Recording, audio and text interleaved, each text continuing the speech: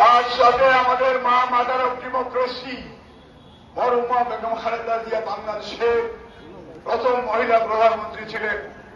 ওনার আত্মার মাগফিরাত কামনা করছি।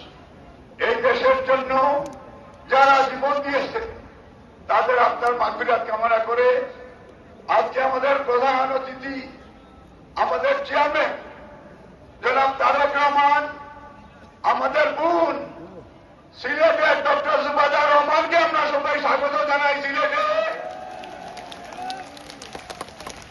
আগামী নির্বাচনে আমরা সিলেটের প্রত্যেকটা আসনকে তাদের শীষে ভোট দিয়ে আগামীতে বাংলাদেশের প্রধানমন্ত্রী জনাব তারেক রহমানকে আমরা দেখতে চাই।